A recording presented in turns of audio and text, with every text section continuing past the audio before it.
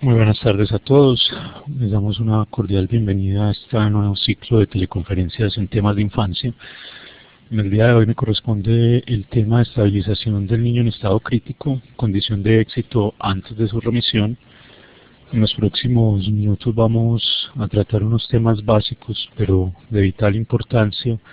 para que nuestra atención de los niños en estado grave de salud en los diferentes hospitales, bien sea primeros o segundos niveles, tengan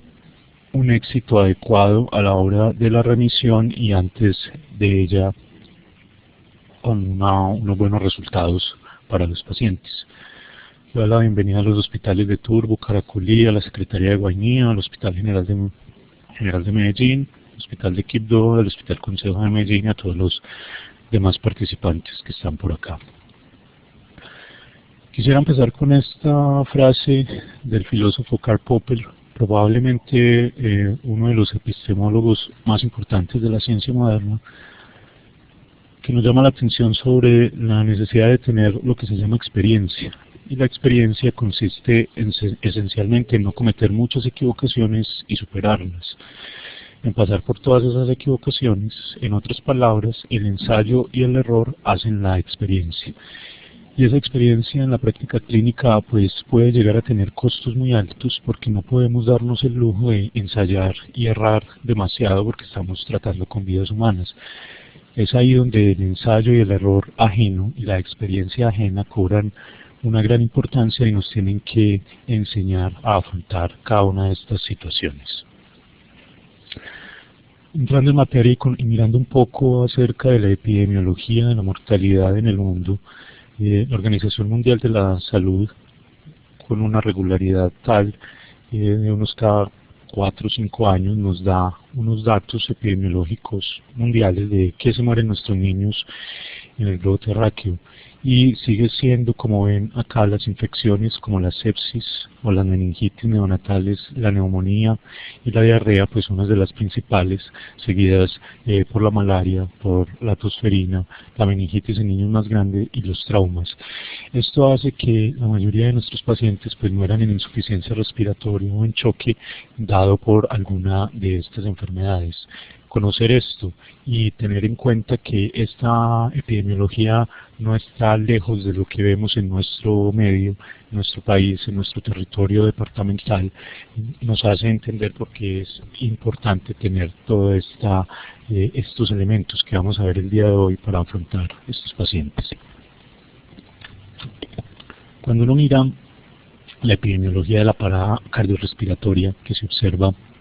desde diferentes puntos de vista, pues podemos analizar en el paro intrahospitalario, podemos decir que dependiendo la complejidad de los hospitales en los que estemos, pues 1 de cada 1000 niños, 1 a 2 de cada 1000 niños hospitalizados puede llegar a presentar un paro cardiorrespiratorio en algún momento durante la hospitalización. Este dato es muy variable porque podemos estar ubicados en un hospital de primer nivel donde la complejidad no es alta y la cantidad de paros intrahospitalarios que vamos a tener pues no es de esa magnitud, o podemos estar en un hospital de tercer y cuarto nivel donde la complejidad es tal que pueda ser un poco más alta esta cifra, pero en términos globales esos son los datos epidemiológicos mundiales que tenemos. Y si uno desglosa de qué cuál es el antecedente antes de esa parada cardiorrespiratoria, pues más de la mitad de los pacientes estaban en una insuficiencia respiratoria, 50% de ellos podían estar mostrando la progresión desde una dificultad respiratoria hacia una insuficiencia respiratoria antes de entrar en la parada respiratoria, y un 25% tenían signos de choque. La sobrevida de esos paros intrahospitalarios siempre nos debe llamar la atención porque cuando se presenta una insuficiencia respiratoria o un paro respiratorio y este se trata antes de que se instaure la parada cardíaca, pues la sobrevida llega a ser tan alta como un 60 o un 97%. Inclusive en los casos de bradicardia profunda, sistolia o actividad eléctrica sin pulso que pueden considerarse ya como ritmos agónicos o ritmos de paro, pues la mortalidad cae bastante. Y cuando se compara una bradicardia con pulso frente a una bradicardia profunda, o una sistolia o una actividad eléctrica sin pulso, la mortalidad es bastante distinta. Es decir, los pacientes en quienes solo se presenta una bradicardia, pero que aún tienen pulso palpable, la mortalidad puede llegar a ser de un 60% frente a un 27% en aquellos donde ya no hay perfusión, ya no hay pulso, ya no hay una buena irrigación a los órganos. Los ritmos que consideramos desfibrilables, como la taquicardia ventricular o la fibrilación ventricular, son infrecuentes en los niños, a diferencia de los adultos, en quienes son estos ritmos un poco más frecuentes, desencadenados principalmente por la enfermedad isquémica miocárdica. En los niños son poco frecuentes y tienen una sobrevida variable. Y lo que sí es claro es que puede empezarse una reanimación cardiopulmonar con cualquiera de los demás ritmos, digamos, no desfibrilables, pero durante el proceso de la reanimación, una vez se han instaurado las medidas avanzadas y se empieza la terapia medicamentosa, pues hasta en una tercera parte puede presentarse o aparecer uno de estos ritmos desfibrilables, lo que hace importante que en todos nuestros servicios de urgencias, en todos nuestros carros de paro, en todos nuestros servicios de hospitalización, pues contemos con las herramientas necesarias para hacer desfibrilable un ritmo de este tipo, es decir, un cardiodesfibrilador disponible y que llegue a la escena donde lo estamos necesitando rápidamente una vez se active el código azul, porque les repito, aunque es infrecuente o es poco frecuente que se inicie con uno de esos ritmos, durante el transcurso de la reanimación puede aparecer hasta en una tercera parte de los pacientes. Un estudio español de 2005, con 95 pacientes que presentaron paros intrahospitalarios, comparó la sobrevida a un año en aquellos pacientes que presentaron solamente paro respiratorio frente a aquellos que además presentaron un paro cardíaco. Y la sobrevida es dramáticamente superior en aquellos pacientes donde solamente se presenta el paro respiratorio y se instauran las medidas necesarias para revertirlo antes de que se dé la parada cardíaca. Es decir, cuando un paciente ya llega a un estado de parada cardíaca, la condición clínica está tan deteriorada, está tan avanzada que probablemente las medidas que instauremos ya van a ser insuficientes para revertir la condición en la cual está ese paciente y va a terminar falleciendo. Con esta introducción epidemiológica pues vamos teniendo unas lecciones aprendidas a lo largo de los años, y es que los niños, una de ellas es que los niños rara vez colapsan en forma súbita, es decir, un paciente pediátrico generalmente le va mostrando al médico tratante o al personal de salud que está a su cargo que está teniendo un deterioro progresivo de sus condiciones vitales, principalmente de su condición respiratoria y de su condición cardiovascular.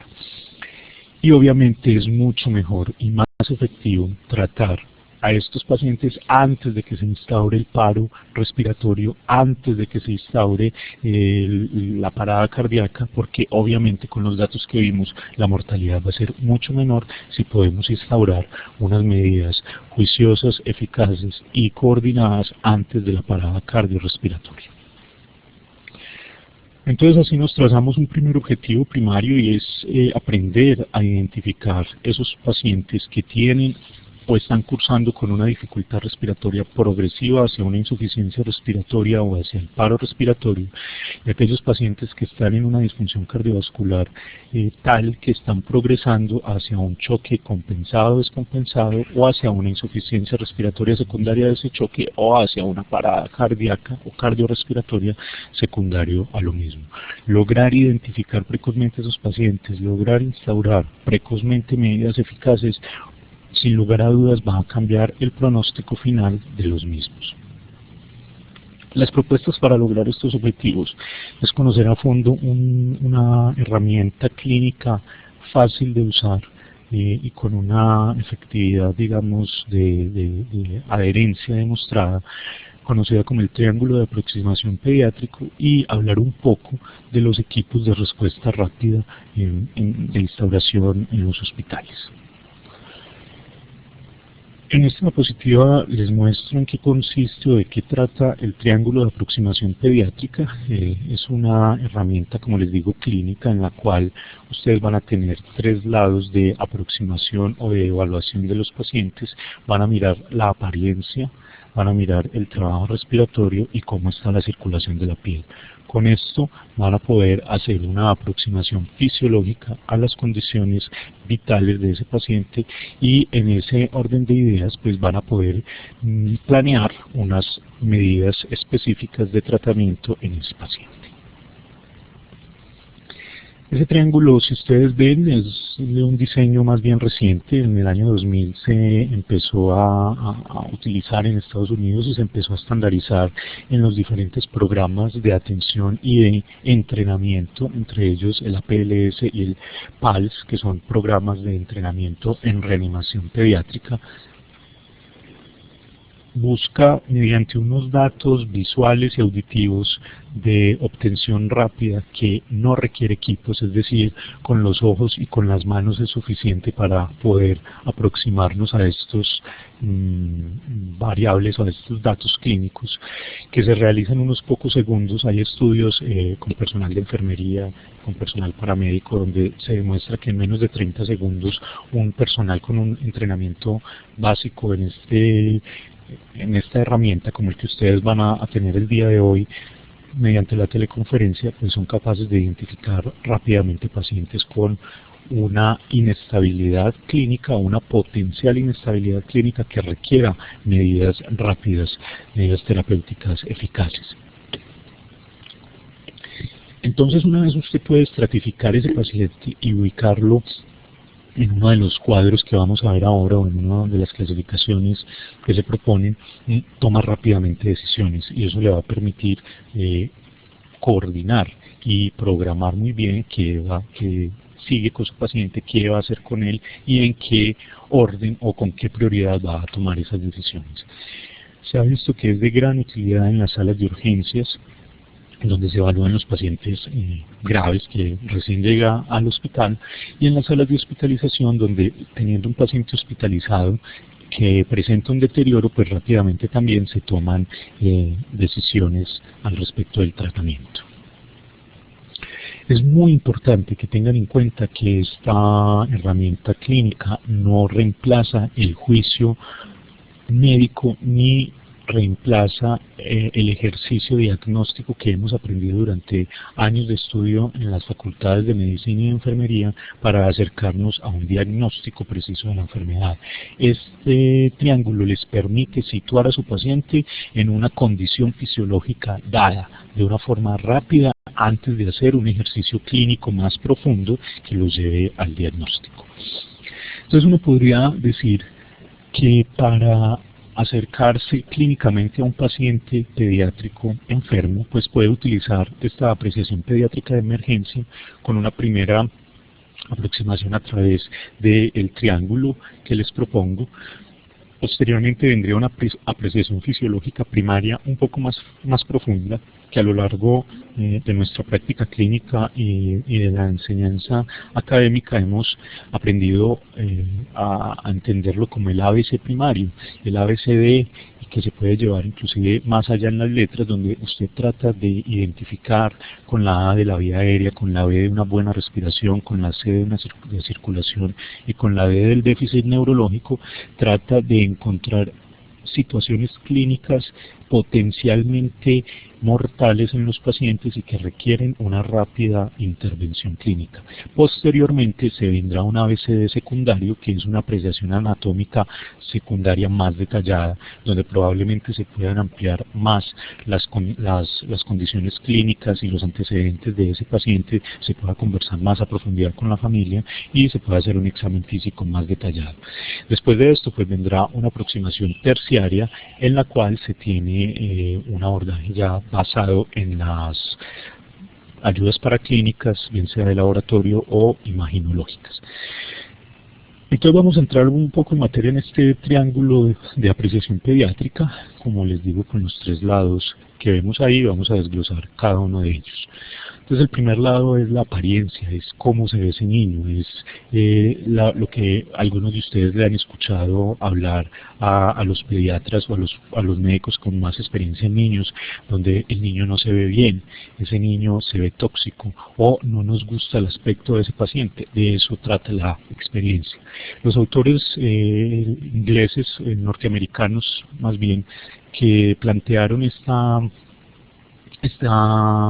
triángulo de aproximación pediátrica, pues para la apariencia diseñaron como una mnemotecnia, tickles, que quiere decir como cosquillas en inglés, y básicamente nos da la mnemotecnia de qué debemos evaluar en cada uno de esos puntos. La T nos habla del tono del paciente, mirar cómo están los movimientos que tiene, qué tanto ese niño resiste al examen físico, qué tanto se opone a la manipulación, y dependiendo de las condiciones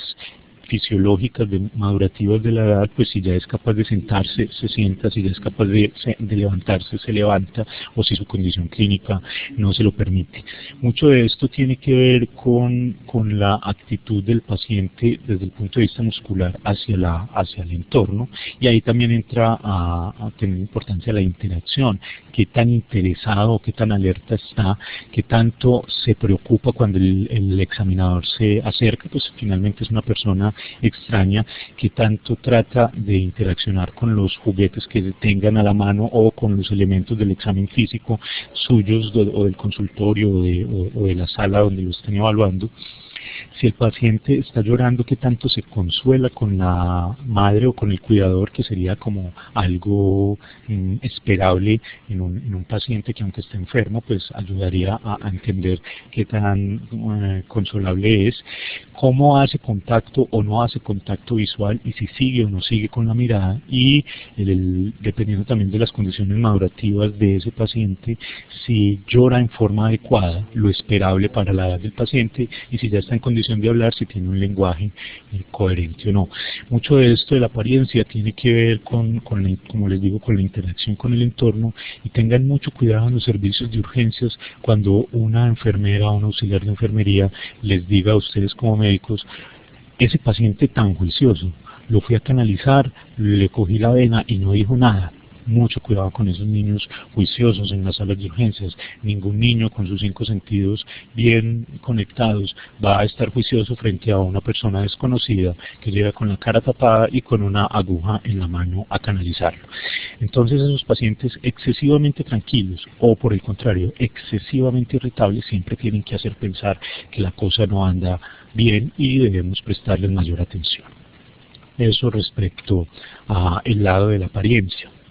Ahora bien, por el lado del trabajo respiratorio, recuerden que esta evaluación es una evaluación muy gruesa y una evaluación rápida. No tratamos de hacer aquí un análisis semiológico profundo de los ruidos respiratorios de sus pacientes, si tiene o no tiene crépitos y en qué parte del tórax están, sino más bien los ruidos respiratorios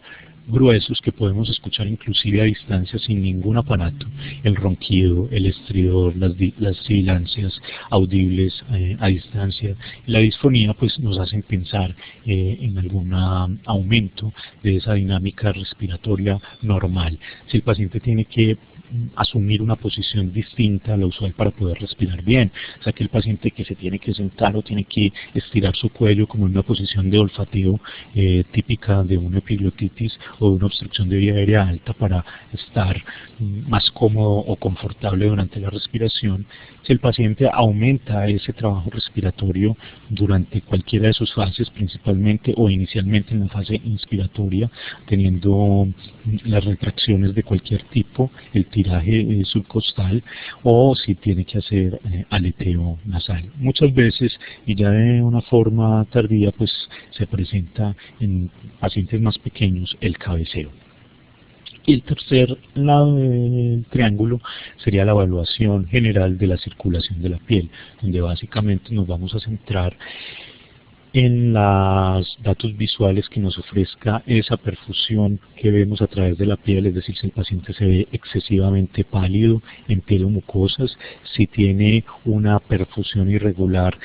o una coloración desigual en la piel, dada por el moteado, que básicamente nos está hablando de una respuesta refleja del organismo tratando de compensar algún grado de descompensación del sistema cardiovascular por diferentes grados de vasoconstricción, y la cianosis que nos está, la podemos observar en piel mucosa y nos está hablando también en cierta medida de esa perfusión. Entonces, una vez tenemos evaluados esos tres lados del triángulo, que vuelvo y le repito, se hace de una forma rápida, sistemática y coordinada, usted ya puede ubicar a su paciente pues en alguna de estas situaciones clínicas. Si usted ve que los tres lados están bien, no hay ninguno de ellos afectado, el paciente se ve de buen color, no tiene alteración en el patrón respiratorio y la apariencia es buena, pues usted puede clasificar a su paciente como un paciente estable y continúa con la valoración usual clínica que hemos aprendido, un examen físico más detallado, y probablemente pueda profundizar con el cuidador en una anamnesis apropiada para la condición en la cual está ese paciente. Si por el contrario encontramos que el lado de la respiración está alterado, está anormal, pero los otros dos están bien, pues podemos clasificar a ese paciente con una dificultad respiratoria. Mire que aquí no estamos diciendo un diagnóstico, no estoy diciendo que el paciente tenga una bronquiolitis, que el paciente tenga una neumonía. Para eso me voy a demorar un poco más, para eso voy a necesitar unas herramientas del interrogatorio al cuidador y del examen físico adicionales, pero ya con esa clasificación fisiológica puedo empezar a planear mis medidas terapéuticas rápidamente para poder revertir el estado clínico en el cual está el paciente. Si además de la respiración se me altera la apariencia o la circulación, definitivamente ese paciente está en insuficiencia respiratoria, y eso me va dando mayor celeridad, o me va imponiendo mayor celeridad para instaurar las medidas clínicas que se requieren. Si solo encuentro alterada la circulación teniendo los otros dos lados del triángulo normal, probablemente ese paciente se encuentre en un choque compensado en el cual todos los mecanismos homeostáticos del organismo están logrando mantener en algo la perfusión, y todavía no hemos entrado a un choque descompensado en el cual, además de la circulación, pues estamos viendo afectada también la apariencia y la respiración. Muchas veces cuando usted ve un paciente con respiración normal, con circulación normal, pero la apariencia no es buena, ese paciente tiene o una disfunción del sistema nervioso central, una encefalitis, una meningitis, o tiene una disfunción metabólica, una hipoglicemia profunda, una acidosis metabólica también profundas. Entonces eso hace que se instauren unas medidas en ese sentido. Y cuando todos los tres lados del triángulo están afectados, sin lugar a dudas ese paciente está en un colapso cardiopulmonar, y las medidas a las cuales lo tengo que someter deben ser mucho más eficaces y rápidas para tratar de estabilizar su cuadro clínico.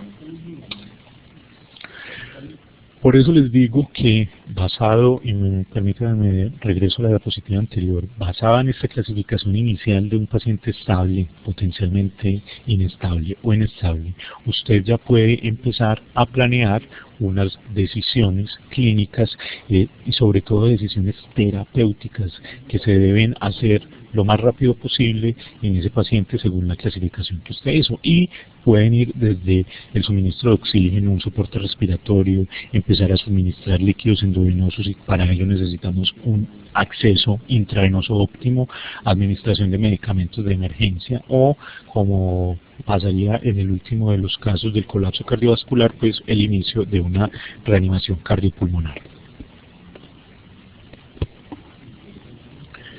Vamos a mencionar algunas consideraciones específicas de cada una de estas decisiones a tomar. Miren, por ejemplo, como si usted en ese paciente estable, una vez hizo todo su análisis juicioso en esos 30 segundos de evaluación a través del triángulo, se puede determinar que ese paciente pues, no necesita una terapia así aguda, rápida, y se puede tomar su tiempo para hacer un diagnóstico más preciso y guiar las terapias siguientes de acuerdo a la etiología que diagnostique. En ese orden de ideas puede planear con su grupo de trabajo las intervenciones que se siguen. En el paciente con dificultad respiratoria, pues siempre es muy importante resaltar en los niños la posición confortable. Una de las cosas que más deteriora o que más ayuda al deterioro de los pacientes con dificultad respiratoria es la irritabilidad. Entonces, entrar inmediatamente como al paciente que solo está con dificultad respiratoria, a retirarlo de los brazos del cuidador, a ponerlo en una camilla o a tratar inmediatamente de hacer alguna intervención clínica adicional, pues puede empeorar ese proceso. Entonces muchas veces tenemos que adaptar el examen físico, por ejemplo, a esos pacientes que se haga en los brazos de la madre, pues para que el paciente se sienta más cómodo y no se altere más de lo que ya lo tiene alterado la propia enfermedad. El suministro de oxígeno suplementario debe ser rápido y debe ser determinado acorde a las condiciones clínicas, y muchas veces esos pacientes, con hacerle una buena limpieza de las vías respiratorias altas mediante una succión de secreciones, pueden mejorar en una forma muy significativa de su dificultad respiratoria. Hemos escuchado siempre que los neonatos y los lactantes menores son respiradores nasales obligados, es decir, si a ellos se les tapa la nariz con mocos, pues no son capaces de respirar tan eficientemente como lo haría un paciente más grande o un adulto a través de la boca. El solo hecho de hacer una limpieza juiciosa de las fosas nasales puede ayudar bastante a estos pacientes. Ya una vez usted instaura estas medidas iniciales, pues puede seguir con su ejercicio diagnóstico, bien sea clínico o paraclínico, que le van a ayudar a determinar la etiología de la enfermedad. Si el paciente está en una insuficiencia respiratoria, sin lugar a dudas debemos ser más juiciosos en el análisis clínico y en las intervenciones, con mayor rapidez, posicionar la cabeza y abrir la vía aérea, porque el paciente puede estar en un estado de conciencia tan alterado que él se esté obstruyendo la vía aérea con la propia lengua o con secreciones o con flexión del cuello. Entonces, si no hay ninguna contraindicación clínica, es decir, el paciente no tiene un antecedente de trauma que pueda ponerlo en riesgo de un trauma cervical, pues se debe posicionar esa cabeza y tratar de abrir la vía aérea a través de una maniobra triple con hiperextensión de la cabeza y una subluxación pues como mandibular. Suministrar oxígeno a altas concentraciones de FiO2, ojalá al 100%. Muchos de estos pacientes, inclusive con el solo suministro de oxígeno, no es suficiente y necesitan, a pesar de tener una frecuencia respiratoria propia, que se les ayude con una ventilación con bolsa máscara, es decir, la famosa mascarita facial con un ambú, una bolsa autoinflable con la cual nos sincronizamos con la respiración del paciente, y cuando él inspire tratamos de darle presión positiva a través de esa máscara facial para tratar de ayudarle con esa respiración que está teniendo en forma tan dificultosa que lo está llevando a una insuficiencia respiratoria. Todo paciente que se presente en esa condición clínica, pues debemos tener en cuenta la posibilidad de que tenga una obstrucción de la vía aérea por un cuerpo extraño, sobre todo en los niños que pueden manipular objetos pequeños como juguetes no aptos para la edad y llevarlos a su boca, que se desplacen a la vía aérea y los broncoaspiren. Considerar precozmente si ese paciente, por la condición clínica en la que está, va a necesitar una vía aérea avanzada, y continuar con todo el análisis posterior. Si ese paciente lo tenemos en un choque compensado o descompensado, todo paciente en choque, su gran problema es que el sistema cardiovascular no está siendo capaz de llevar el oxígeno necesario a la célula para sus funciones vitales. Entonces, nunca está de más el oxígeno en esos pacientes. Debe ser una de las medidas iniciales a instaurar en esos pacientes. Obviamente se debe tener un acceso vascular eficaz porque la mayoría de estos choques van a necesitar líquidos de resucitación, vamos a ver más adelante en qué forma, y la terapia específica dependiendo de la etiología del choque. Por eso, si estamos ante la sospecha de un choque séptico, pues los antibióticos cobran una importancia tan grande y por eso están rápidamente en la lista de las intervenciones a realizar. Obviamente el soporte hemodinámico, si estamos ante un choque hemorrágico por trauma, pues los hemoderivados, inicialmente empezaremos también con una terapia hídrica con líquidos endovenosos, pero rápidamente tenemos que reponer las pérdidas sanguíneas que está teniendo ese paciente, y en ocasiones menos frecuentes pues vamos a necesitar algún antiarrítmico o el uso de terapias eléctricas como la cardioversión. Ante una disfunción metabólica o neurológica, siempre suministrar también oxígeno, porque esa puede ser, la hipoxemia por sí sola puede ser causa de esta disfunción y no estar presentando en el paciente una dificultad respiratoria que usted haya identificado antes por la profundidad, digamos, o la intensidad del trastorno que ya tiene ese paciente. Empezar a medir rápidamente lo que podamos entre las sustancias, digamos, que mantienen el medio interno del organismo, entre ellas la glucosa, pero si tenemos acceso a unos gases que nos permitan mirar cómo está el estado ácido-base y los electrolitos de ese paciente también. Y en el colapso cardiopulmonar, ese paciente está en inminencia de paro cardiorrespiratorio y debemos rápidamente posicionarlo, abrir la vía aérea, iniciar ventilación con bolsa máscara con oxígeno al 100%, y de acuerdo a la condición que evaluemos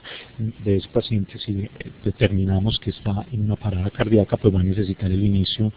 de compresiones torácicas y coordinada con la ventilación, y obviamente ya terapias específicas de acuerdo a la condición clínica que diagnostiquemos, bien sea los bolos de adrenalina durante la reanimación o algún tipo de antiarrítmico si estamos ante un ritmo que sea susceptible de recibir alguna de esas medicaciones.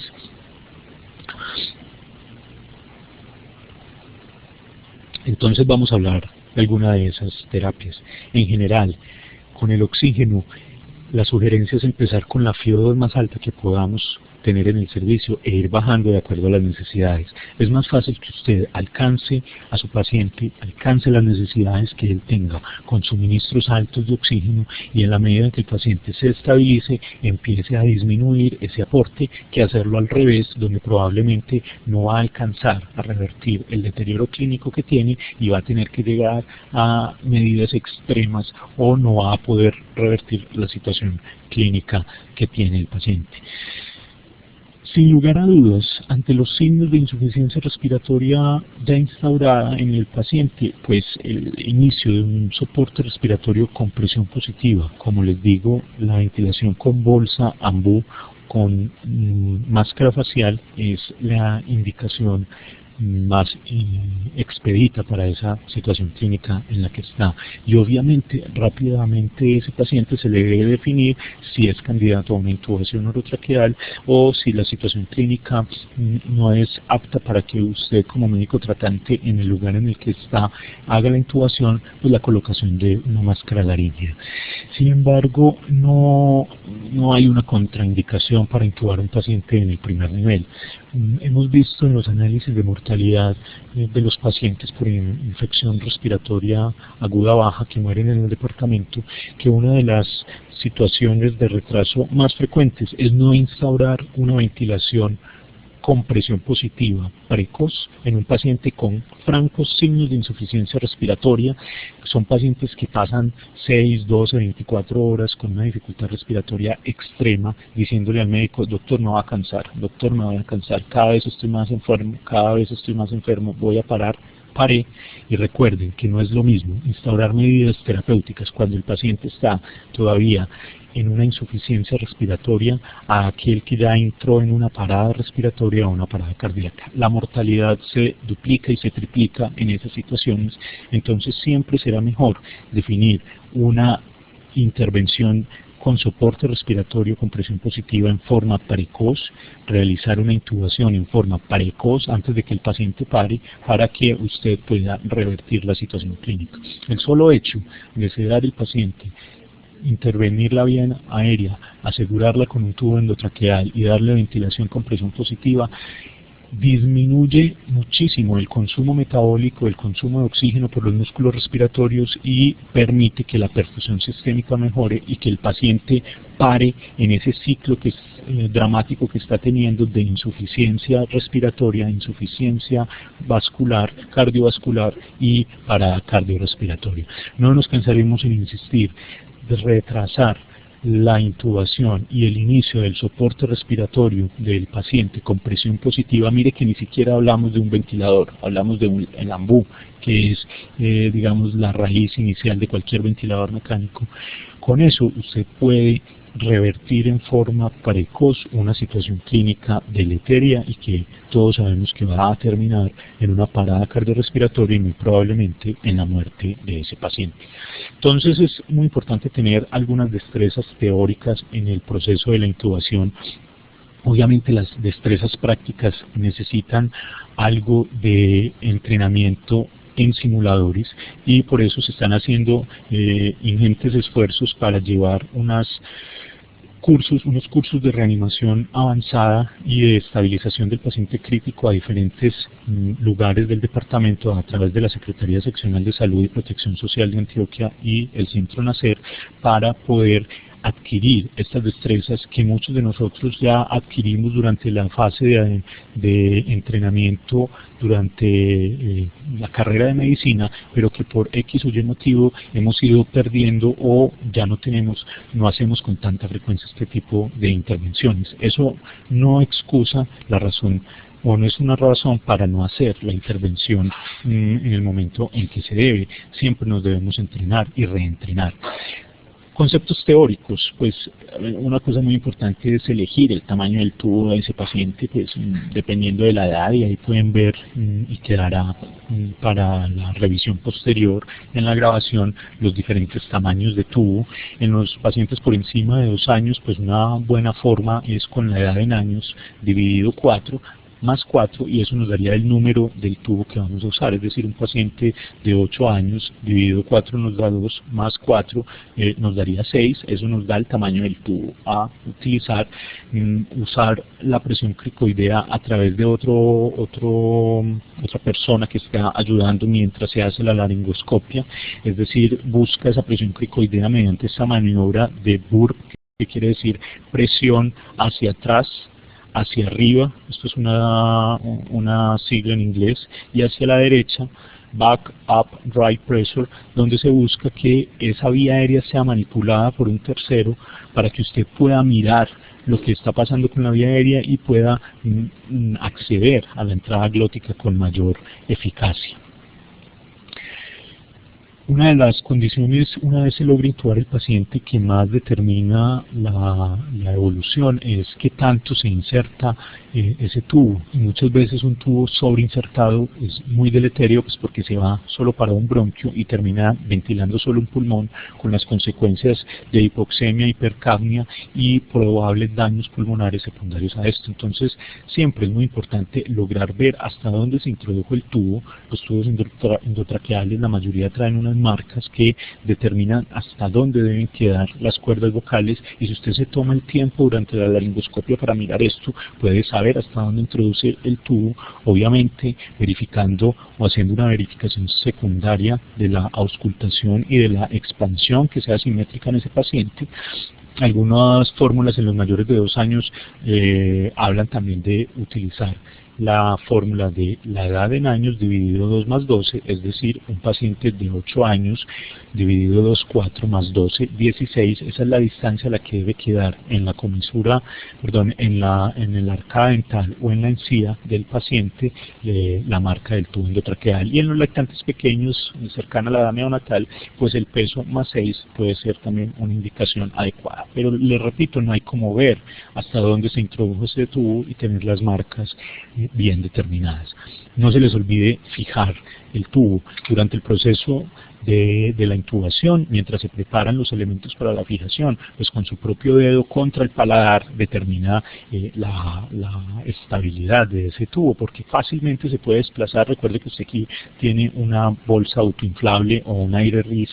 suministrando la presión positiva. No se le olvide ventilar al paciente porque se puede afectar la respiración.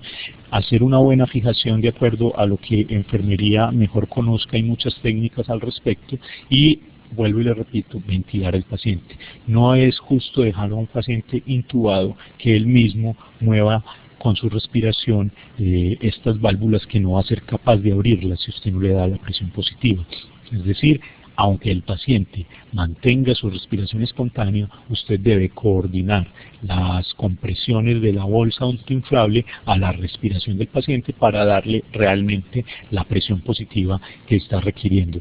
Por favor, no se pongan a improvisar. Imágenes como estas son captadas de la vida real, donde se coloca una fuente libre de oxígeno a través de un tubo endotraqueal, donde respirar a través de ese tubo es demasiado esfuerzo para un paciente que ya está muy enfermo como para hacerlo de esa forma. En el acceso vascular, cada día está más determinado que por las guías de reanimación, después de 3 intentos de canalizar vena periférica o 90 segundos, que da más o menos lo mismo, ya se debe pasar rápidamente a otro acceso vascular eficiente, y el principal acceso en este caso es la vía intraósea. No es prudente ni es eficaz que todo el personal de enfermería pase por ese paciente como tratando de canalizarlo si en el tercer intento de la persona más experta no se ha podido. Rápidamente pase a la vía intraósea, porque esos pacientes van a necesitar o expansión de volumen o suministro de medicamentos vitales como la adrenalina, y retrasar su suministro por lograr un acceso periférico es deleterio. Existen dispositivos mecánicos automáticos como esta pistola que se consigue en nuestro medio, o este taladro, que rápidamente acceden a un sitio intraóseo. En los niños el más recomendado pues sería la zona tibial anterior, inmediatamente por debajo de la protuberancia tibial en la rodilla, donde usted con estos dispositivos rápidamente tiene un acceso al canal medular óseo, y por ahí puede infundir cualquier tipo de medicamento que puede infundir por una vena, con la misma eficacia de que si lo estuviera haciendo en una vena grande de buen calibre. Muchos de nuestros hospitales no cuentan con estos aditamentos. La invitación es a que los consigan. No son dispositivos costosos, están disponibles en nuestro medio y van a salvar una vida. A la pregunta que siempre puede hacer algún administrativo sobre ¿y cuánto vale esto?, pues la respuesta será ¿y cuánto vale salvarle la vida a un paciente con un dispositivo de estos? Desafortunadamente, si no los cuentan, pues pueden recurrir a una aguja de gran calibre, una aguja 14 o 16, y tratar con ella de acceder también a ese canal medular óseo. Calcular la dosis de los medicamentos de emergencia muchas veces es difícil, pues porque no conocemos el peso del paciente, la mamá no se lo sabe, no tenemos cómo pesarlo por la gravedad de la enfermedad que tiene. Entonces la recomendación también es adquirir una cinta como esta, es una cinta métrica, que se conoce como la cinta de Broselow, en la cual usted con el paciente acostado mide a través del largo de ese paciente, y de la cabeza a los pies le va a dar más o menos, por la talla que tiene ese paciente, cuál es el peso calculado de ese niño, y le va a permitir pues rápidamente hacer cálculos de medicamentos. Si definitivamente no cuenta con eso, pues una forma rápida es la edad en años por 3 más 3, con eso se puede aproximar un poco al peso que tiene para los cálculos de medicamentos. Los líquidos endovenosos siempre usaremos cristaloides en primera medida, solución salina normal o lactato de Ringer a diferentes bolos dependiendo de la condición clínica. Si es un paciente con una diarrea, por ejemplo, una deshidratación, un choque por diarrea, rápidamente hacer bolos de 20 mililitros por kilo hasta que se reactive la perfusión. Pero si usted sospecha que el paciente tenga una disfunción cardiovascular por una miocarditis, por una cardiopatía congénita o en un paciente desnutrido, pues los bolos son de de un volumen más pequeño, pero repetitivos, y evaluando continuamente la perfusión tisular. Estos bolos se deben pasar rápido, y rápido es al volumen o a la velocidad que dé la vena. No es un bolo para media hora o un bolo para una hora, no, es pasar ese bolo al flujo libre que dé la vena, ojalá con una perfusión fuerte a través de exprimir la bolsa de los líquidos o mediante dispositivos para este fin. Y no olvidar, además de estos líquidos de expansión con cristaloides, pues tener un mantenimiento en estos pacientes. Y una propuesta fácil es mediante la regla de los 10, en el cual en el paciente de 3 a 10 kilos pues se le calculan 100 mililitros por kilo para el día, y esto se hace en una infusión de 24 horas. En el paciente entre 10 y 20 kilos, pues los 1000 por los primeros 10 kilos y 50 mililitros por kilo por los kilos adicionales sobre 10, es decir, si el paciente pesa 12 kilos, pues serán 1000 más 200 mililitros más, perdón, más 100 mililitros más por los otros 2 kilos adicionales que tiene, y entre 20 y 30 kilos pues serían 1500 mililitros como basal por estos primeros 20 mililitros, más 20 mililitros por kilo por los kilo adicional entre los 20 y los 30. Es la fórmula, digamos, más sencilla para calcular en los pacientes hasta los 30 kilos, y ya en los mayores pues es mejor calcular basado por la superficie corporal, y esta es la fórmula para calcular la superficie corporal de un paciente rápidamente mediante el peso. Se multiplica el peso por 4, a eso se le suma 7 y eso se divide por lo que dé el peso más 90. Con esta fórmula le da la superficie corporal y ya le calcula 1800 mililitros por metro cuadrado de líquidos para el día, y de los electrolitos, pues dependiendo si lo hizo por peso o por superficie corporal, le va a colocar de sodio entre 3 y 4 miliequivalentes por kilo al día, de potasio entre 2 y 3, y si lo hizo por superficie corporal, de esta forma. Nos han enseñado históricamente una solución rápida para este cálculo, y es en los niños mayores de un mes con una destroza al 5%, 500 mililitros, a eso adicionarle 10 mililitros de sodio, de cloruro de sodio, y 5 mililitros de cloruro de potasio. Eso nos da una solución 40-20, y ya calculando el volumen para las 24 horas de esta solución, miramos cuántos mililitros por hora va a necesitar la infusión. Es decir, si usted, por ejemplo, un paciente de 10 kilos determinó le va a poner 100 mililitros por kilo, lo que le dé lo divide por 24 y a esa velocidad pone la bomba de infusión en mililitros hora. Hay algunos medicamentos de emergencia que debemos siempre tener a la mano. La adrenalina durante la reanimación, pues en todos estos escenarios de bradicardia, asistolia, actividad eléctrica sin pulso, y durante la reanimación de una taquicardia ventricular o una fibrilación ventricular sin pulso, vamos a necesitar administrar 0.01 miligramo por kilo.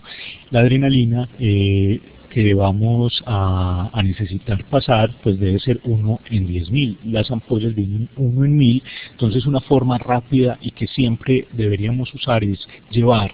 una ampolla de adrenalina hasta 10 mililitros, es decir, 1 mililitro de adrenalina hasta 10 mililitros, y de esa dilución la dosis será 0.1 mililitro por kilo, es decir, un paciente de 10 kilogramos va a necesitar 1 mililitro cada 3 a 5 minutos durante la reanimación de esa dilución que vamos a hacer. Así se facilitan mucho las órdenes a enfermería. Por favor, llévenme una ampolla de adrenalina hasta 10, y de esa dilución le vamos a poner tantos mililitros, o sea, 0.1 mililitro por kilo, cada 3 a 5 minutos mientras estemos en la reanimación. De atropina,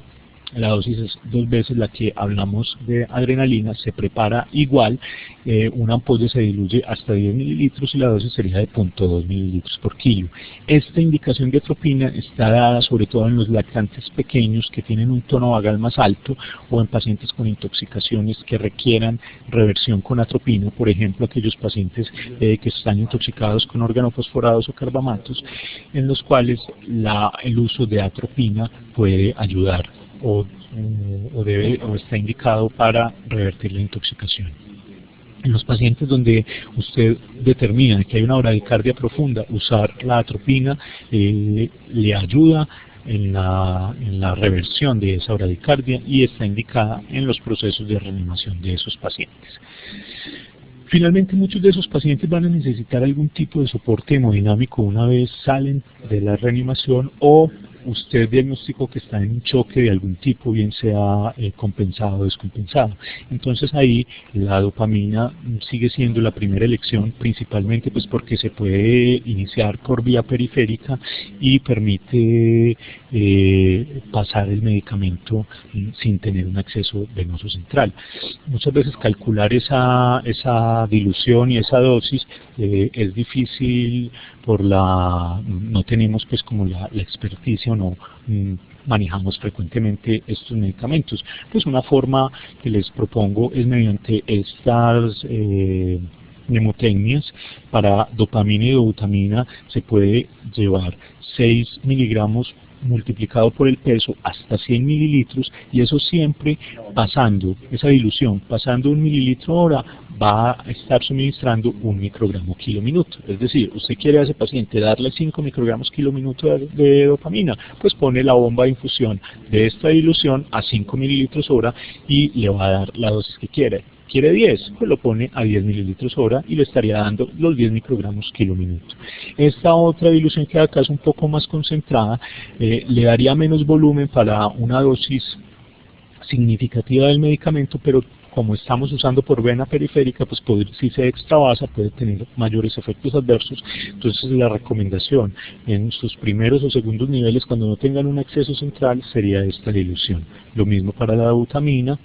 y en la adrenalina cada vez se nos autoriza más su uso por vía periférica, teniendo en cuenta que tenemos un buen acceso venoso o que estamos con una línea intraósea, y en esta la dilución podría hacerse con 0.06 miligramos por kilo, llevado hasta 100 mililitros de un cristaloide, pasando a 1 mililitro por hora, nos daría 0.01 microgramo kilo minuto. Si usted a ese paciente, por ejemplo, le quiere dar 0.05 microgramos kilo minuto, pues pone la bomba de infusión a 5 mililitros hora y le estaría dando esa dosis. Para finalizar, 2 diapositivas acerca de los equipos de respuesta rápida. Esto hace referencia a una serie de procesos instaurados y coordinados previo a cualquier evento clínico en un hospital, que también se conocen con los términos de equipos de emergencia médica o equipos externos de cuidado intensivo, donde lo que se busca es que rápidamente se identifique un paciente inestable o potencialmente inestable ante un llamado intrahospitalario de urgencia.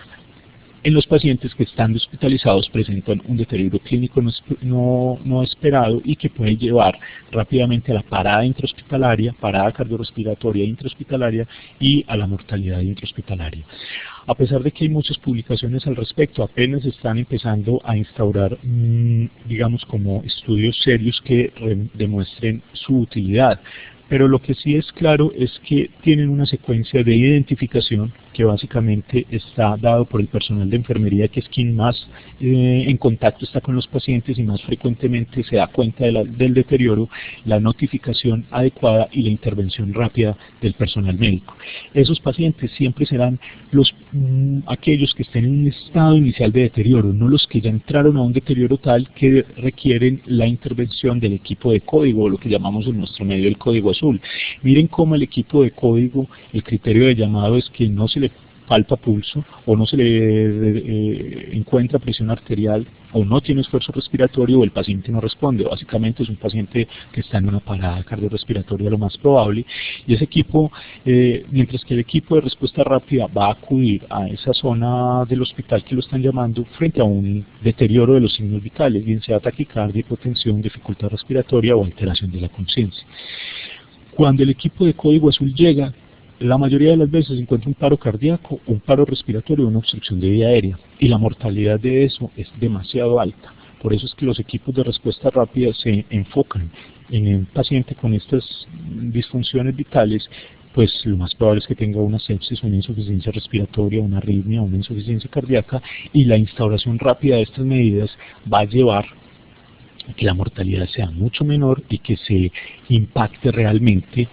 el pronóstico de esos pacientes distinto a lo que pasa con los códigos, con los equipos de código azul. Entonces la propuesta es que nuestros hospitales estemos más prestos a responder a los deterioros clínicos que a las paradas cardiorrespiratorias. No quiere decir que no vamos a responder a los códigos azules, pero que tengamos más celeridad en la respuesta a los llamados por deterioro de signos vitales a los equipos de respuesta rápida. Esto nos deja otras grandes lecciones aprendidas, y es que el cuidado intensivo que hacemos en nuestros pacientes no habla de un espacio arquitectónico específico, es decir, no debemos esperar que el paciente se remita a un nivel superior para hacer las intervenciones que le he mencionado. No se necesita una unidad de cuidado intensivo para suministrar altas dosis de oxígeno a los pacientes, no se necesita una unidad de cuidado intensivo para intubar los pacientes, no se necesita una unidad de cuidado intensivo para iniciar el soporte hemodinámico. Se necesita en el seguimiento posterior y en la estabilización posterior, sí, pero el cuidado intensivo, más que un espacio arquitectónico, es una actitud diligente frente a un paciente grave que lo requiere y lo requiere ya. Eso también nos pone en una alerta, y es que la educación continuada de todos nosotros es una responsabilidad compartida entre las instituciones gubernamentales y las instituciones prestadoras de servicio y los profesionales. Se debe dar en forma mancomunada y se deben prestar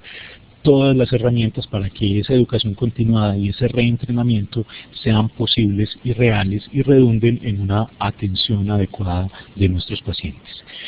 Jocosamente mencionamos que lo primero que le pasa a un médico frente a una situación de estrés y de gravedad de un paciente que le llega a urgencias es vasoconstricción cerebral masiva y se le olvida todo. Si usted tiene una actitud diligente, si tiene unos esquemas mentales aprendidos, por ejemplo, basado en el triángulo de apreciación pediátrica y en un ABCD bien estructurado en su cabeza, probablemente esa vasoconstricción cerebral va a ser menos intensa, va a poder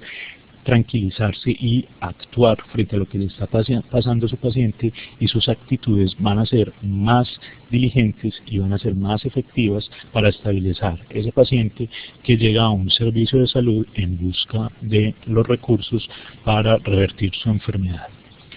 Eso era lo que tenía para compartirles. Podemos a través del chat dar respuesta a las preguntas que tengan, y muchas gracias por su atención.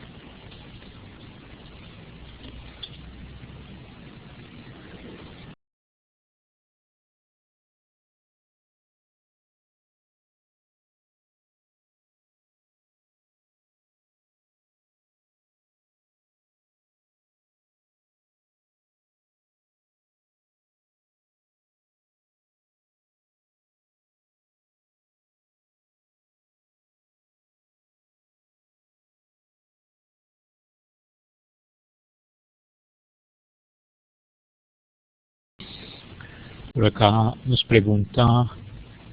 Julín 1, para una unidad de primer nivel, ¿qué aguja intravenosa pediátrica deberíamos tener? Miren, en nuestro medio contamos con diferentes posibilidades de agujas de intraósea. Hay una automática que funciona como una pistola, es un dispositivo que se adosa, digamos, al sitio donde se va a introducir la aguja, y se hace un disparo del dispositivo que introduce directamente la aguja. Está disponible en nuestro medio, y desde el punto de vista del almacén y de compras de los hospitales, pues pueden acceder a él. Hay otros que son más manuales, que permiten, mediante una agarre con la mano y con los dedos abiertos, apoyados sobre la palma de la mano, hacer presión sobre el sitio que se va a introducir la aguja, y una vez se coloca, se saca un alma, y a través de esa se pasa el líquido de infusión o el medicamento que estamos utilizando. Entonces, más que determinar pues cuál es mejor que otro, inclusive el taladro para muchos puede ser más útil, también disponible. Yo diría que es buscar las herramientas y tener alguno, el que sea, y saberlo usar, pero que se tenga rápidamente disponible, un acceso intraósea porque puede salvar la vida de ese paciente. Usted una vez le infunde los líquidos endógenos necesarios, probablemente en 1 o 2 horas posteriores se va a poder canalizar y ya se va a poder seguir con el tratamiento a través de una vena periférica. Pero un paciente muy chocado con vasoconstricción intensa va a ser difícil acceder a ese acceso, pues, o a esa vía intravascular.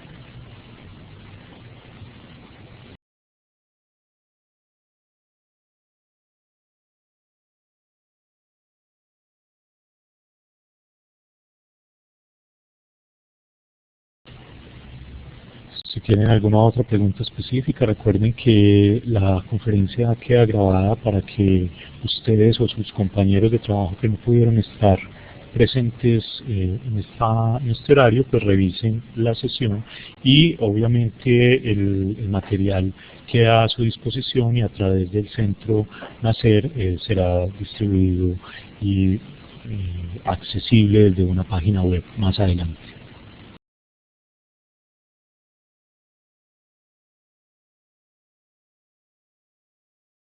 Por acá tenemos una pregunta de Dinora. El triángulo de aproximación pediátrico es aplicado por el equipo de respuesta rápida. Mire, el triángulo de aproximación es una herramienta clínica que puede usar cualquier personal prestador de servicios de atención médica, desde una auxiliar de enfermería, una enfermera jefe, el médico de la institución, el estudiante de medicina, cualquier persona que conozca el triángulo y que sea capaz de aproximarse a él en forma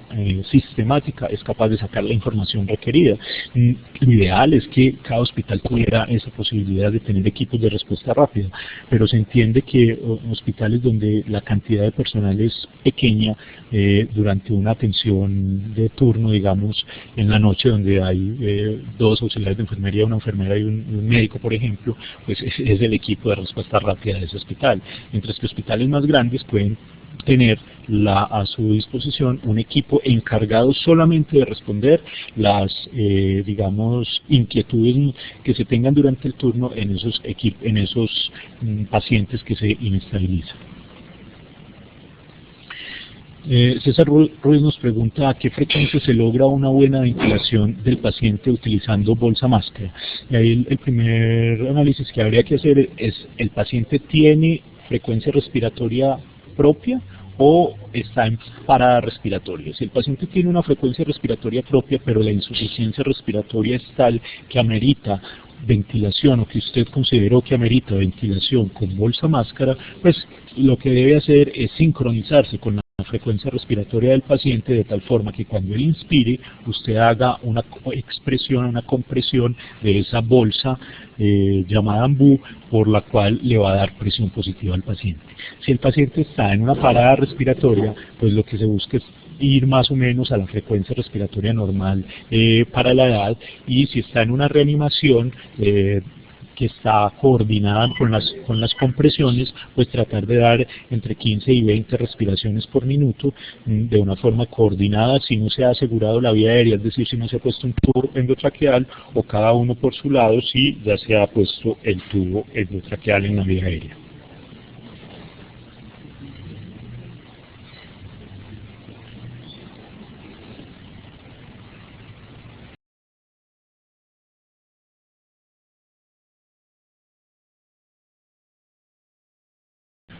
Nos hacen una pregunta acá desde el Hospital La Misericordia de Nichí: ¿a quién debemos notificar alteraciones en fármacos como el midazolam,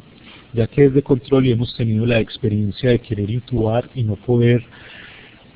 porque a pesar de colocar dosis muy altas no se sedan los pacientes? Esta pregunta es muy interesante porque en varias instituciones se ha tenido dificultades con medicamentos como el midazolam. Jocosamente decimos que tenemos medicamentos como el Aquazolam, que realmente no hacen el efecto que buscamos en el paciente de sedación, y a través de sus servicios farmacéuticos se puede hacer una notificación al INVIMA de esa situación y hacer farmacovigilancia que lleve a una investigación más a fondo de lo que pueda estar pasando, porque la sustancia no tiene la cantidad de principio activo necesario. Mi recomendación recomendación para el hospital sería que traten de cambiar de proveedor del medicamento y utilicen medicamentos o secuencias medicamentosas combinadas. Además del sedante, utilicen un analgésico tipo morfina, tipo fentanil, tipo ketamina, tipo propofol, que les dé un plano de sedación un poco más profundo, aunado al que están poniendo con el sedante tipo benzodiazepina midazolam.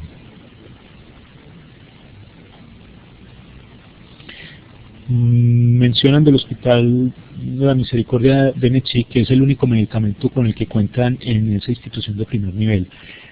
Nuevamente, mi sugerencia es que amplíen el arsenal terapéutico que tengan disponible en la institución. Tener solo midazolam para la intubación no es lo más adecuado y se debería contar con un analgésico, como les mencioné, una situación de primer nivel. La ketamina podría ser muy apto para este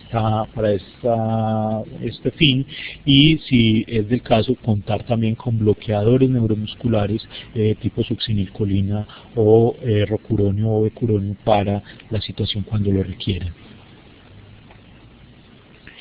Laura pregunta que si lo ideal es que el equipo de respuesta rápida sea diferente al de código azul. Eso va a depender mucho de la complejidad del hospital y de la disponibilidad de recursos. Obviamente muchos de nuestros hospitales, yo diría que la mayoría, no cuentan con equipos establecidos de código azul ni equipos establecidos de respuesta rápida. Finalmente el personal que responde a un código azul termina siendo el que está de turno, bien sea en la hospitalización o en la sala de urgencias, pero lo ideal es sí tener por lo menos un equipo que funcione como código azul y como respuesta rápida, dependiendo de las necesidades del servicio. Es decir, si en ese hospital, en la sala de ginecobstetricia, encuentran una materna que está con alteración de conciencia, convulsionando, con cifras de presión alta, pues rápidamente el equipo de respuesta rápida va y atiende el caso y interviene la situación que está pasando. Y si en ese mismo hospital, en ese mismo turno, encuentran a un paciente pediátrico en apnea y sin pulso, pues ese mismo equipo va a acudir, y en ese caso va a acudir como un equipo de código azul a dar solución a la situación que se presenta. Lo más importante es contar con personal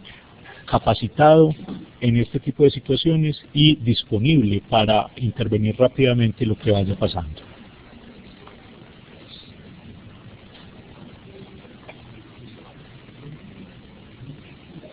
Nos cuentan acá que tuvieron un caso de una paciente menor de 2 años que ingresó por intoxicación con alucinógenos. No se le pudo tomar una vía periférica en varios puntos y se le pasó una sonda nasogástrica con infusión de solución salina por bolitos y respondió muy bien. Se rehidrató y aparte se le hizo el lavado gástrico, posteriormente se le pudo tomar una vía periférica. Inclusive en la estrategia IEPI, cuando ustedes están revisando la posibilidad de rehidratación de un paciente con deshidratación grave por diarrea y no se ha logrado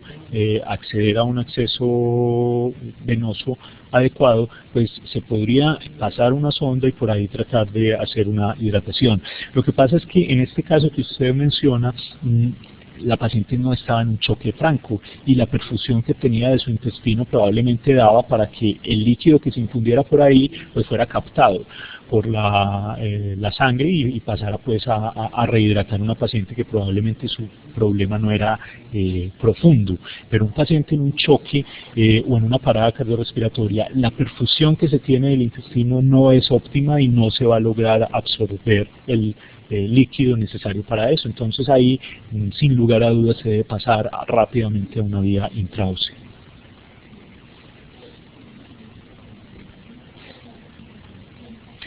Nos preguntan del hospital de Pitalito, referencia hospital, los ventiladores más adecuados para traslado de pacientes por flujo o por presión. Hay dificultades con los bebés muy pequeños. Supongo que hacen referencia a qué tipo de ventilador se debe tener durante el transporte. Les menciono que en todas las partes tenemos, digamos, del país tenemos esa dificultad. En Medellín también es difícil encontrar proveedores de ambulancias y de transporte que tengan ventiladores óptimos para los niños. La mayoría de las veces en las unidades de cuidado intensivo tenemos ventiladores que pueden funcionar bien sea por volumen o por presión, y preferimos muchas veces en el transporte que estos ventiladores sean ventiladores que funcionen por presión para tener un control más dinámico y más preciso de qué tanta fuerza le está entrando el aire a los pulmones y que no vaya a haber una lesión pulmonar secundaria al barotrauma. Entonces, lo ideal es que sean ventiladores pediátricos, que den que den volúmenes pequeños o que se puedan graduar por presión para que no sean esos ventiladores que se utilizan en transporte de adultos que muchas veces hacen más daño que un transporte mediante ambú.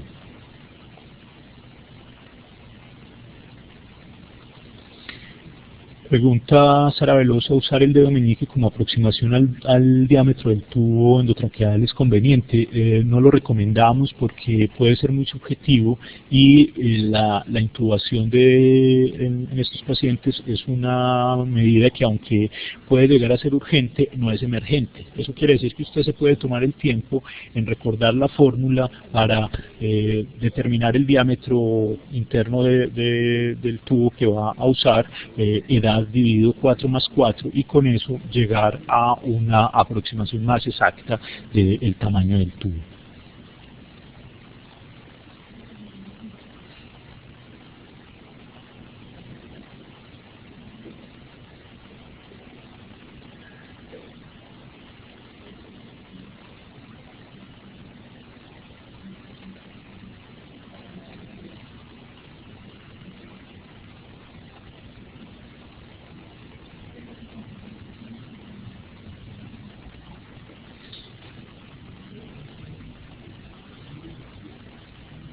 Otra pregunta por acá previa que hacía César Ruiz: para utilizar tubo endotraqueal o dispositivo respiratorio supraglótica indistintamente se debe hacer sedación. Probablemente los dispositivos supraglóticos tienen su mayor indicación y su mayor virtud en romper ese dramático escenario de no intubación, no ventilación. Es decir, aquel paciente donde el deterioro clínico es tal que usted no determinó que lo debe ventilar, pero mediante bolsa máscara no es posible porque hay obstrucción de vía aérea que no se resuelve a pesar de una cánula orofaríngea, de un reposicionamiento de la cabeza y demás. Entonces usted decide entrar a intubar el paciente, pero cuando intenta hacerlo tampoco es posible acceder a la vía aérea. La condición fisiológica a la que se está enfrentando es probablemente la más dramática en el proceso de manipulación de la vía aérea del paciente. Les repito, se conoce como no ventilación, no intubación, y ahí los dispositivos supraglóticos como la máscara laríngea cobran una vital importancia porque rompen ese escenario. Una vez usted posiciona la máscara laríngea, pues va a ser capaz de ventilar ese paciente aunque todavía no lo haya intubado, y con eso puede ganar tiempo mientras llega alguien más experto o mientras se desplazan con el paciente a un centro donde se pueda resolver definitivamente su situación. El hecho de necesitar o no necesitar sedación va a depender mucho de paciente a paciente, pero la gran mayoría de los pacientes van a necesitarla porque nadie se tolera un dispositivo en la hipofaringe de una forma consciente, colaboradora, sin algo de analgesia y sedación.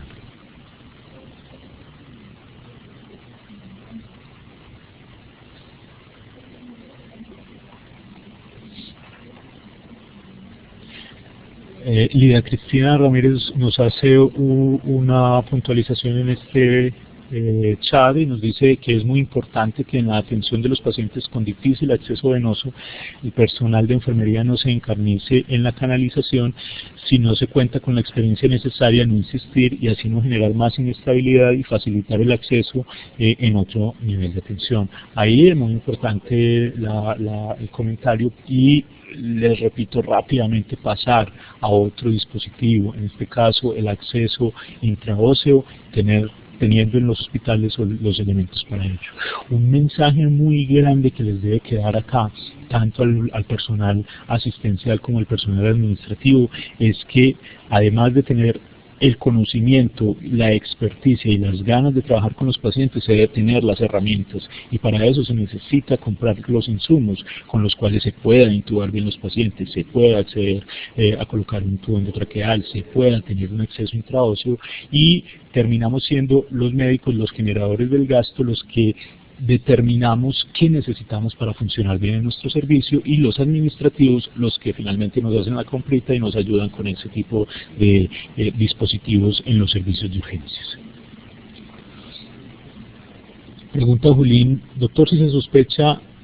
shock séptico, ¿cuál sería el primer antibiótico de elección de foco desconocido? Se cuenta con ceftriaxona.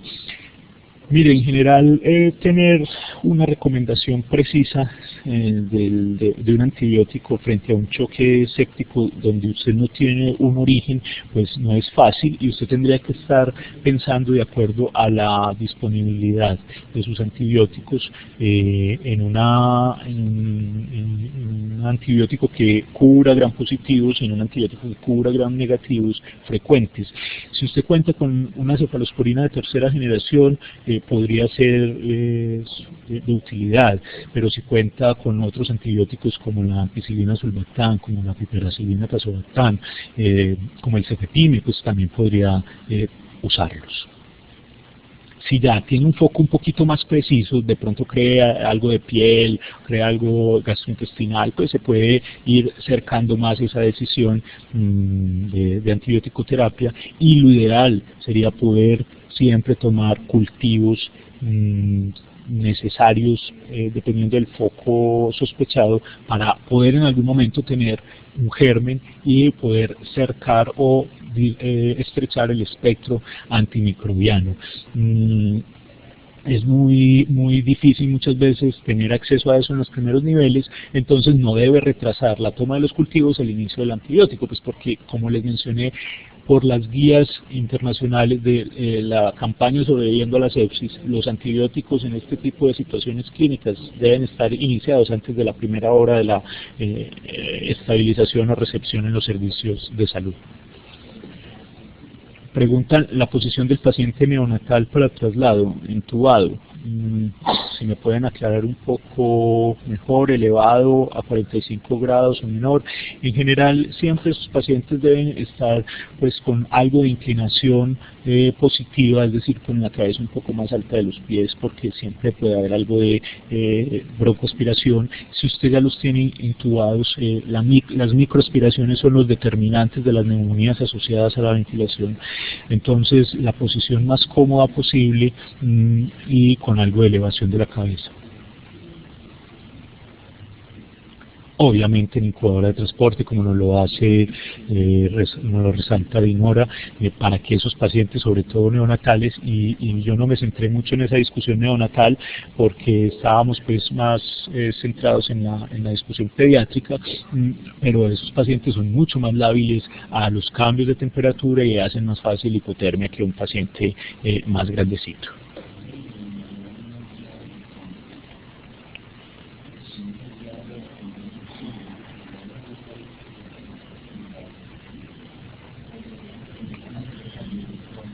Muy bien, agradezco la participación de todos ustedes acá. Espero haya sido muy productivo, sobre todo que genere cambios en sus instituciones, que genere posibilidades de mejora para que todo eso redunde en la mejor atención de nuestros pacientes y en una disminución progresiva de la mortalidad por enfermedades que son completamente tratables a tiempo.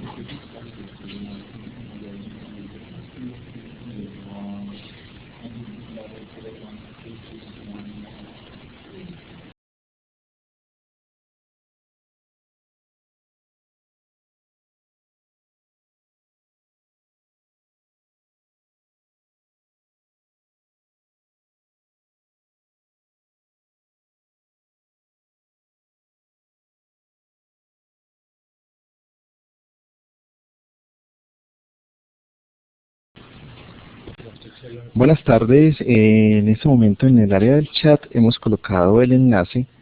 para que por favor